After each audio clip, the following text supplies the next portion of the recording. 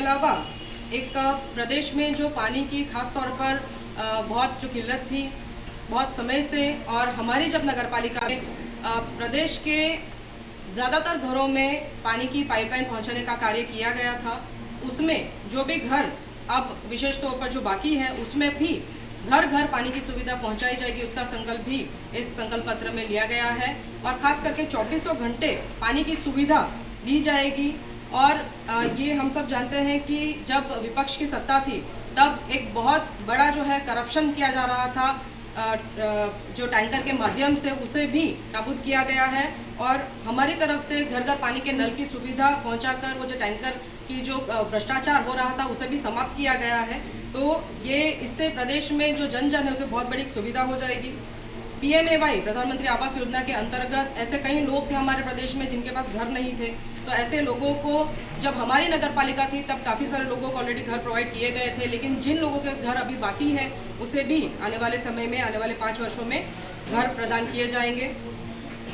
हमारे प्रदेश में 21 सेवाएं ऐसी हैं कि जिसे निर्धारित समय सीमा के अंतर्गत लाया गया है, और जिसमें अगर वो सेवाएं अगर समय अनुसार नहीं हुई तो नगरपालिका के जो ऑफिसर है, इवन जो चीफ ऑफिसर है, उस पर भी पेनल्टी के प्रोविजंस किए गए हैं। तो उसमें इसी को आगे ले जाते हुए time bound delivery of service ये हमारे तरफ से प्रोवाइड की जाएगी। सिलवासा सिटीजन ऐप से सारी सुविधा उपलब्ध कराई जाएगी। प्रदेश में सभी लोग जानते हैं कि पहले तो विपक्ष की सत्ता थी तब इवन जो वेबसाइट थी वो भी वेल मेंटेन नहीं थी। जब से हमारी नगर पालिका ही है तब से वेबसाइट से लेकर जो सोशल मीडिया के जो भी अकाउंट्स है उसमें भी समय अनुसार सारी ही इंफॉर्मेशन आम जन जन को मिल सकती है। तो इस तरह की जो एक सिलवासा सिटीजन ऐप है वो भी प्रोवाइड किया जाएगा लोगों की सुविधा के लिए। विभिन्न स्थानों पर पार्क बनाए जाएंगे। नक्षत्र गार्डन हमने हमारी जब नगर पालिका थी तब नक्षत्र गार्डन की सुविधा दी गई थी, सिलवासा रिवर फ्रंट को बनाया गया था। तो उसी तरह से विभिन्न स्थानों पर विभिन्न पार्क्स बनाए जाएंगे। पिपरी एवं दमनगंगा पुल का सौंदर्यीकरण किया जाएगा और पूरे शहर में स्मार्ट सिटी के नॉर्म्स को फॉलो करते हुए स्मार्ट रोड बनाए जाएंगे और विभिन्न जगहों पर सौंदर्यीकरण किया जाएगा। प्रदेश में जो वुमेन्स हॉस्टल है, लेबर हॉस्टल है, उसकी फैसिलिटी दी जाएगी और स्कैडा एवं स्मार्ट सिटी प्लानिंग लागू की जाएगी। ये कुछ ही भाग हैं जो मैं अभी आपके सामने प्रेजेंट कर पा रही हूँ। और ख़ास करके जो पंचायत मार्केट भी है हमारा, जिसे हम सब जानते हैं, प्रदेश के लोग जानते हैं कि काफ़ी समय से उसे रिनोवेशन की बहुत आवश्यकता थी, तो उसे भी रेनोवेट किया जा रहा है। और वहाँ पर भी जो पंचायत मार्केट है, सब्जी मार्केट है, वहाँ विश्व स्तरीय स्मार्ट मार्केट का प्रोविज़न किया जाएगा। तो ऐसी बहुत सारी जो मुद्दे हैं वो इस संकल्प पत्र में हमने प्रेजेंट किए हुए हैं। सारी ही जो पॉइंट्स हैं वो यहाँ पर विशेष तौर पर बताना पॉसिबल नहीं होगा, तो मैंने इसके जो कुछ मुख्य भाग हैं वो आपके सामने प्रेजेंट किए हैं।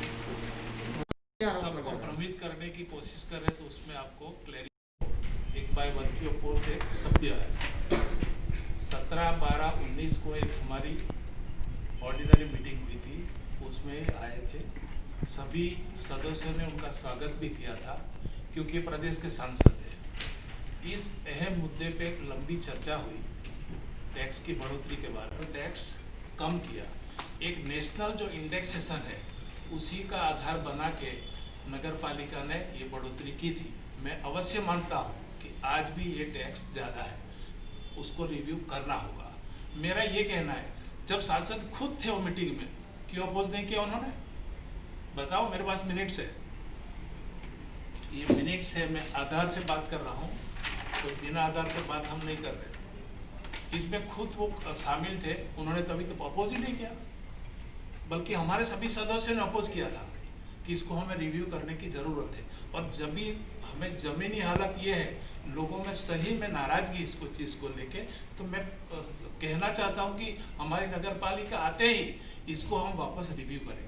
लेकिन जो MP अभी भ्रमित करने की कोशिश कर रहे हैं, बिल्कुल सरासर गलत, इसमें कोई तथ्य नहीं। इलेक्ट्रिसिटी की बात करते हैं, इलेक्ट्रिसिटी किसके हाथों में है? नगर पालिका के हाथों में क्या? तो ये सब बनावटी बातें होंगी। मैं समझता हूँ कि लोग इनकी बातों में नहीं आएंगे। एक ही घर के अंदर वो खुद 20 साल तक सांसद थे, 20 साल तक उनके पास जिला पंचायत थी। हमारी नगर पालिका 2016 में आई, उससे पहले 10 साल उनके पास नगर पालिका थी, तब क्या क्या था उसका कार्ड उनको देना चाहिए ना। मेरा कहना ये है, जब ये नगर पालिका चुनाव हम लड़ रहे हैं तो खास करके हमें ये सुनिश्चित करना होगा, आपको कोई क्रिमिनल रिकॉर्ड वाली नेतागिरी चाहिए, आपको करप्शन वाली नेतागिरी चाहिए, कि आपको स्वच्छ लोग नगर पालिका को चलाए, ऐसे लोग चाहिए। तो ये जो बात कर रहे हैं भ्रमित करने की, अभी वो जेडीयू को लेके आ गए। जेडीयू पे अगर आए हैं तो आप बताओ कि मैं जेडीयू का सांसद हूँ, कि इतनी हिम्मत नहीं है कि वापस यहाँ इधर उधर होगा तो वापस चले जाएंगे, जेडीयू की छोड़ देंगे। ये खेस पहने में क्यों शर्म है उनकी जब जेडीयू की बात करते हैं तो ये सब इतने सालों से इस बंदे ने भ्रमित किया है, तो मैं नहीं समझता हूँ कि हमारे यहाँ की जनता उनकी बातों में आएगी। और भी कुछ मुद्दे पे बात करना चाहे तो मैं ठोस बात कर सकता हूँ। मैं तो उनको आह्वान दे चुका हूँ, अगर आप में हिम्मत है और 60 टर्म के सांसद है, प्रदेश का इतना भला किया है, इतना विकास किया, तो आओ साथ में हम प्रेस कॉन्फ्रेंस करते हैं, आप बताओ आपने क्या किया, साथ में देखे कर, उनमें उतनी हिम्मत है क्या? तो मेरे पास 35 साल का उनका हिसाब है, आप जब भी चाहेंगे, लेकिन ये लंबी प्रक्रिया है, कई घंटों जा सकते हैं। उन्होंने इस प्रदेश को क्या दिया? आदिवासी विकास संगठन बनाया, आदिवासियों के लिए भवन बनाऊंगा। आप पूछो ना, एक भी दुकान है क्या आदिवासी के पास? एक भी दुकान नहीं है, खुद व्यवसाय व्यापार कर रहे। रोजगार की जहां तक बात है, 1992 में जब मनमोहन सिंह के वित्त मंत्री थे, उन्होंने देश के कई हिस्सों में देश की इकोनॉमी को रिफॉर्म करने के हेतु से कई डिस्ट्रिक्ट जो है बैकवर्ड डिस्ट्रिक्ट जाहिर किया। हमारे दादरा नगर हवेली को भी बैकवर्ड एरिया में रखा गया। इंडस्ट्री आई, कई जितने भी बड़े हाउसेस है, सबने अपना उद्योग लगाया। जब उद्योग लग गया तो लोगों को ये कहा गया कि ये तो मैं लेके आया हूं, मैं लेके आया, इसलिए क्या चाहिए मुझे, फिरौती चाहिए। मकसद क्या था हमारा? हमारे जो भी जवान है, जो पढ़े लिखे लोग हैं, उनको रोजगार मुहैया कराना, ये मुख्य मकसद था हमारा। 5 साल का इनकम टैक्स हॉलिडे दिया गया था, 15 साल का टैक्स बेनिफिट दिया गया था। उसी की बदौलत कई उद्योग यहाँ आए, लेकिन उसका उपयोग किया निजी स्वार्थ के लिए। जो भी पढ़े लिखे बच्चे थे, कितना रोजगार मुहैया कराया उनको? कुछ नहीं। शिक्षा के क्षेत्र की बात उठा के ले लो, जब वो 89 से सांसद बने थे, 2006 तक कॉलेज क्यों नहीं लाए? जबकि सरकार की ये नीति थी कि हर राज्यों के जिले में एक एक सरकारी कॉलेज होनी चाहिए, यहाँ कॉलेज नहीं आने दी। स्वयं 2006 में उन्होंने कॉलेज बनाई। ये क्या दर्शाता है? शिक्षा तो बेस है किसी भी प्रदेश के विकास का। हमारे युवा पढ़े, उसको हम रोजगार मुहैया करें, यही तो तथ्य होना चाहिए। जब हमने 2009 में नट्टू भाई को MP बने, उसके बाद हमने कॉलेज की शुरुआत की, उसमें काला झंडा लेके खड़े हो गए। ये क्या मानसिकता दर्शाती है? क्यों हमारे युवा को शिक्षा नहीं मिलनी चाहिए? उनकी कॉलेज में 11 एकड़ जमीन सरकार से ले ली कि मैं तो बच्चे को शिक्षा दिलाता हूं। आज सरकारी 11 एकड़ जमीन उनके कब्जे में है। अपने पद का दुरुपयोग करके सरकार से कई इंफ्रास्ट्रक्चर फैसिलिटी उन्होंने दी है, उसका उनको खुलासा करना चाहिए। MP का ये काम नहीं होता है कि अपने लिए करे। खानवेल के अंदर, चौड़ा के अंदर MP लाट फंड से 80 लाख रुपया खर्च करके एक चेक डैम बनाया। जब हमने सवाल किया, विजिलेंस को ये लिखा, तब वहां से पंचायत में रिजोल्यूशन कराए कि पानी का लेवल नीचे चला गया। मतलब चेक डैम बनाने के बाद पानी का लेवल ऊपर आ गया, तब तक नहीं था। मतलब ये सब जो है उनकी नीति, उसका पर्दाफाश करना चाहिए। सबसे बड़ी बात है, विकास अपनी जगह पे है, हर क्षेत्र का विकास यहाँ हुआ है और ये कंटिन्यूस प्रोसेस है। सबसे अहमियत बात ये है, इस प्रदेश पे 2009 से पहले क्या था? हमारी बहन बेटियां बाजार में निकल नहीं सकती। एक रिटेलर कुछ बेचता था तो उनके लोग आके लेके जाते थे, तो हम बोलते हम वाड़ी वाले लोग हैं। आपको ये भी पता होगा, यहाँ एक रिटेलर थे अबुलीफ, जब वो बड़ी विद्यालय बनी तब उन्होंने लाखों रुपए का माल उनको दिया था। जब दूसरा ऑर्डर लेके उनका आदमी आया, अबुली भाई ने बोला, साहब को बोलो ना मेरा पेमेंट करे।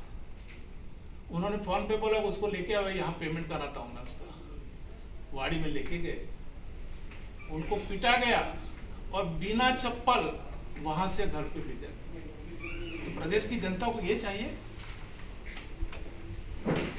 हमारे यहाँ आपको याद होगा तो एक प्रशासक थे, इनकी बात प्रशासक ने नहीं मानी क्योंकि गैर कानूनी थी। इन्होंने प्रशासक का घेराव किया, कानून को मानते नहीं है। सांसद है जो हमारे प्रदेश का प्रतिनिधित्व करता है, सबसे पहले तो कानून की अहमियत उनके लिए होनी चाहिए। ये समझते हैं कि हम दूसरी एक बात मैं कहना चाहता हूँ, 2007 के अंदर यहाँ शुगर फैक्ट्री आनी थी। शुगर फैक्ट्री साइली में आनी थी।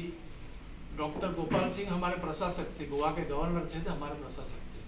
हमने एक निर्धारित फाउंडेशन लाइन के लिए एक निर्धारित डेट की थी, उनका वहां अपोज किया गया। वहां 500,000 लोग इकट्ठे करे गए आदिवासी को भ्रमित करके, और हुआ है कि ये जो स्टेडियम ग्राउंड है वहां हमें फाउंडेशन लाइन सेरेमनी करनी। उसके बाद का सिलसिला आप देखेंगे, 92 में हमारे पे हमला कराया गया, हम बैठे थे। उसके बाद इनकी एक मानसिकता रही है, जो भी इनकी हकीकत या इनका गलत काम एक्सपोज करते हैं, उनको या तो मरवाने की कोशिश करते हैं, उनको इंजर्ड करने की कोशिश करते हैं, नहीं तो पुलिस प्रशासन के साथ मिलकर गलत केस में फंसाने की कोशिश करते हैं। हमने कई बात झेली है। ऐसे लोगों को लोग पसंद करेंगे क्या? आज कोई कह सकता है कि नगर पालिका में कोई करप्शन हुआ है? हमारे आपके अध्यक्ष या उपाध्यक्ष किसी ने किसी से लिया है? उनकी नगर पालिका थी तब क्या होता था? तो मैं तो यही बात कहना चाहता हूँ आपके द्वारा, क्योंकि आप भी हमारी चौथी जागीर है, संविधान की रक्षा का काम भी आपका है। प्रदेश में जो कुछ चल रहा है, जैसी विचारधारा के लोग हैं, उनके बारे में आपको भी लिखना चाहिए, और हमारे में कोई गलती है तो आप पूछ सकते हैं, हम बताने के हकदार तैयार। तो ये खास मोटी मोटी बात ये है कि नगर पालिका विस्तार में जो सांसद घूम के गलत बातें कर रहा है, आपको मैं मिनट्स की कॉपी देने के लिए तैयार, आप पूछ सकते हैं उनको। आप सांसद थे, संवैधानिक पदों पे, जहां तक चुनावी बात है तो चुनावी पद का जो सबसे बड़ा पद है उनके पास था। आज भी वो सांसद है, इस प्रदेश का प्रतिनिधित्व करते हैं। अगर सरकार कोई गलत करते ठोक के बात करो, आप क्यों नहीं करते? वहां अभी क्यों घर में बैठ गए? जब हमारे पे आपत्ति आई तो वहां आके तालियां लगाते थे, रैली करते थे, प्रेस कॉन्फ्रेंस करते थे कि हमने गलत कर दिया। हमारी लड़ाई हम लड़ेंगे कि वक्त का तकाजा है। गलत किया है तभी डरना चाहिए, हम नहीं डरते, सच्चाई हमारे साथ है। लेकिन उसी टाइम यही सांसद तालियां लगाते थे, प्रेस कॉन्फ्रेंस करते थे, कई बुराइयां करते थे, बिना जाने कि सच्चाई क्या है इसमें। ऐसे लोगों को हमें पहचानना होगा, और जो सही लोग हैं उनके साथ लोगों को साथ देना होगा। और मैं तो आपके द्वारा लोगों को अपील करना चाहता हूँ, अगर हमारे में कोई गलती है तो भी बताइए। इन्हीं शब्दों के साथ आपका बहुत बहुत धन्यवाद। और कोई मुद्दे पे भी आप कहना चाहते हैं, पूछना चाहते हैं तो? चौहान साहब, एक डेडलाइन फिक्स की है, मार्च 2021 तक 4-6 का मुद्दा पूरी तरह से सॉल्व किया जाए।